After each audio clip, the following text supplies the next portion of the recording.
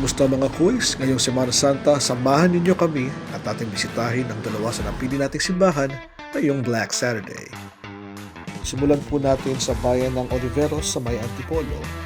Kapag tayo po'y darayo, unang nating isipin saan tayo magandang mag-park. Doon po tayo sa may banda, malapit sa simbahan at wag mismong simbahan. Ang parking para sa mga nakamotor ay 30 pesos lamang. Malapit ito doon sa may bilihan ng mga pasalubong. At kapag baba mo, paglakad ay maraming mga establishmento na kung saan napapagitnaan ang ating pupuntahang simbahan.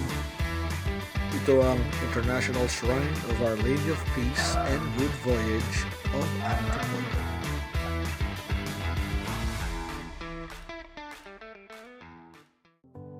Pagpasok po ng simbahan, mala dome-like ang structure. Medyo bilugan po siya. Malawak tignan at naabutan nga ho namin. Meron pong mahabang pila kung saan nag-aalay sila ng dalangin sa isang malaking krus.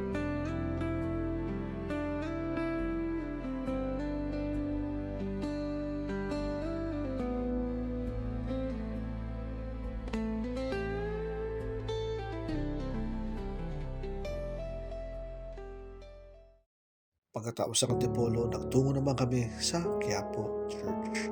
Dito po, tulad ng maraming mga deboto, nag-alay rin po tayo ng dalangin. Panalangin para sa pamilya, kalusugan, hanap buhay, kapayapaan at pagpapatibay ng pananampalataya.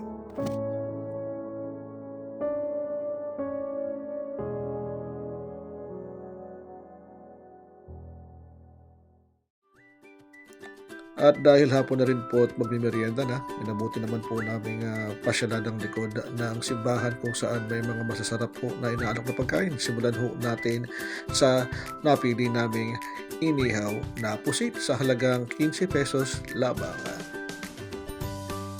Bukod po dyan yung nauuso pong buko sherbet, basta 20 pesos po siya. At panghuli, ang akala ko'y baga pala siya ng baboy sa halagang 20 pesos. Matamis-tamis, malinamnam.